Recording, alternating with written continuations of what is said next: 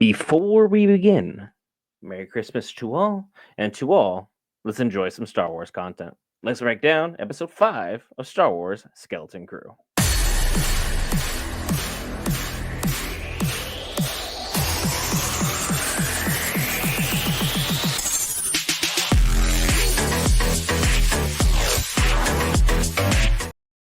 All right, guys, Brent here back for Geek Variants. Cover all things Marvel, DC, Lord of the Rings, anime, gaming, Star Wars, and more. And if you watched earlier, we did some Baldur's Gate 3 Merry Christmas early stream for y'all. And now we're back for Star Wars Skeleton Crew. And I gotta say, this episode was absolutely phenomenal. This probably is the closest we've gotten to old school Star Wars nostalgia since I don't know when, maybe Empire Strikes Back, because like a lot of the nostalgia, a lot of it is just small, subtle callbacks.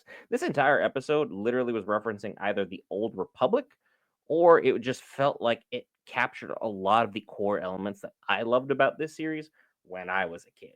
And I just gotta say, it feels nice to be kind of looking at Star Wars from a kid's perspective as opposed to the overly critical, where we're trying to dissect everything, whether it's counteracting lore or we're just trying to bicker amongst ourselves about the way that things need to be done because ever since George Lucas sold, everyone has been in a comeuppance. Well, come to find out that this series is a great balance of everything and thus far has been very, very enjoyable. We picked up with our characters finally getting control of Smee. In last episode, we had Smee going absolutely haywire, going and attacking the crew, turning on everyone, creating a whole situation that ultimately we thought was we're going to lose a kid or two along the way, and it was going to go from family friendly to rated R or PG 13 rather quick. Turns out, thanks to the one and only Neil, we were able to save the day.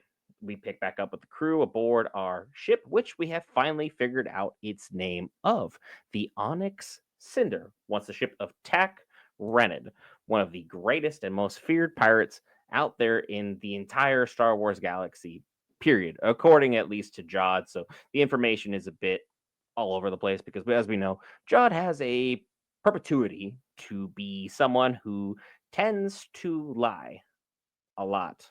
In fact, this episode even focuses on how much he does lie. Like, there are so many different names that happen for this character that we're not really even sure what his real name is, whether Silvo is even the name that he goes by.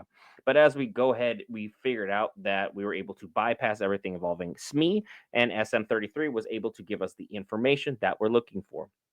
The coordinates to Atten were lodged within a place called Skull Ridge Mountain.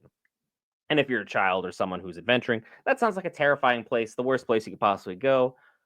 But it comes to turn out there's been some slight modifications that have been done to Skull Ridge Mountain in this fearsome area that existed beforehand, because now it's on the planet of Lanupa. Lanupa is an adults only spa and resort. And as an adults only spawn resort, well, let's just say they were treading that fine line between having this being a fun family show where we're making jokes for adults and that fine line between where literally kids are just like, now I'm learning a whole bunch of words that are absolutely unnecessary. And a lot of the jokes went over right on over our crew's heads. Overall, SM33 and Jod were basically doing their best parents of, hey, what's this? Hey, what's that? Of just, don't worry about it. It's not important. We need to focus on other things going on right now. Let's not spend too much time being aware of what's going on because it's only going to sidetrack what we have going on. Ultimately, Jod then decides to take it upon himself to bribe and use his charisma, which I don't really think he has any. If he has any charisma, he's rolling negatives every single roll because he's been mutinied by a bunch of kids time and time and time again.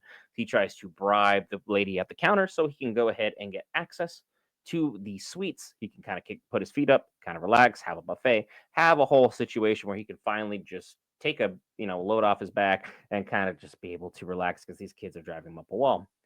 Lo and behold, here comes someone by the name of Pennick. Pennick turns out to be someone that Jod has not only betrayed, backstabbed, mutinied, or just left for flat out dead in the past. Way to win it, Jod. You as Silvo or whatever perpetuity name you're using, it's not working. You need to come up with a new shtick because it just sounds like every single person you've run across, you've betrayed at one moment of time in the other, which is basically foreshadowing pertaining to this episode. Then we kind of learn that she was part of a pirating crew and she does private bounties now. She's got like a kind of easier job and she's just kind of taking a load off right before everything goes crazy. And Jod, is now ultimately number one on her hit list, but she decides to leave him be because she doesn't want to really mess with him too much. Well, turns out she went ahead and called Brutus, our favorite wolf pirate ever, and kind of relay the coordinates directly to him so that she can go ahead and get a cut from him so that everything can be settled at this moment in time.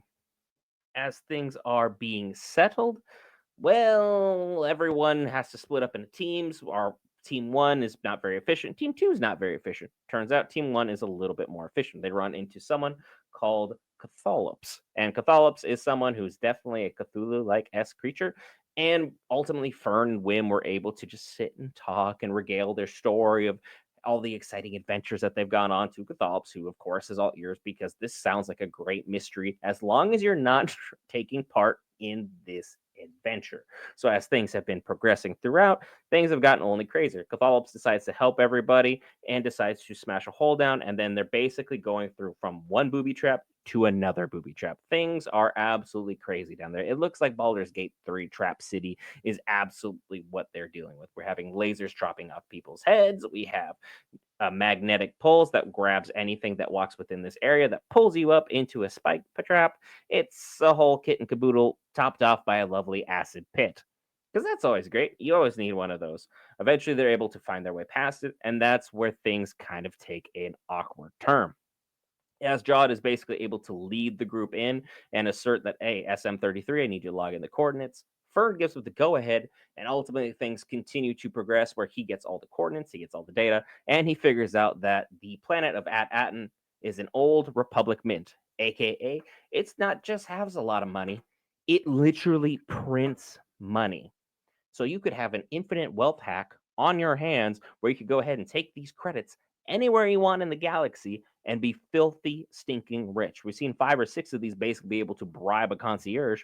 What are you going to be able to do with an infinite amount of these things? You could be pirate lord, pirate god. You could have a whole bunch of accolades on your hands. And then Jod does what we all expected him to do from the beginning. He goes ahead and betrays everybody. He calls for basically a battle. He's like, hey, I call for a vote of no confidence. We're going to go ahead and have a fight. And he invokes the pirate code, which SM33 has to honor. Ultimately, he's fighting a 10 or 12-year-old girl, ageist and indiscriminate, and clearly and definitively wins. But he goes ahead and he's like, hey, look, just yield. Just yield. I don't actually want to hurt you. Let's just go ahead and have you yield. She eventually yields. Wim tries to stand up for her and ignites a lightsaber he found the wrong way. Basically, a way if there was no clear-cut, definitive way of like seeing which end the lightsaber's coming out of. Something I think all of us would do, and maybe even accidentally, light ourselves. But it shoots off out of his hand, completely gone out of the way. He loses his courage and nerve immediately afterwards, and then all the kids are huddled together. In which case, Jod then, as the new captain, orders SM33 that the kids were going to lead a mutiny on him, so therefore they need to be taken prisoner and moved basically out of his way, because he can go ahead and claim this bounty without any further complications. Wim thinks fast, pulls the lever that everyone has been worried about from time and time again, and drops the kids into an unknown pit with unknown consequences. We're left wondering exactly what we're going to have to do with it. The lightsaber looks Old Republic, as Jod then goes ahead and uses his whatever magnetic resonance that he has pertaining in whatever hack he has going on, whether I believe that his gauntlets or his glove. He pulls the lightsaber to him, and we hear him ignite it as the episode ends. Our kids are definitely going to be on the naughty list because now they have to go ahead and try and figure out how to get out of these shenanigans that they have put themselves into and exactly what Jod is up to. We know it's only for the worse, but we've seen that he's not very clever, so he's not going to probably be able to pull this off. We'll see how the crew reunites and exactly how they're able to push things forward. Maybe they run into Brutus's crew and have to figure out a ride elsewhere. That is for the next week's episode. As always, be sure to hit the lovely subscribe button. It's free. It'd be the greatest gift you could possibly give us this holiday season. And enjoy our content as we have tons of stuff, whether it be Marvel, DC, Lord of the Rings, anime, gaming, Star Wars, even more. I've been Brent for Geek Variants. Merry Christmas to all, and to all, I'll see you in the next one.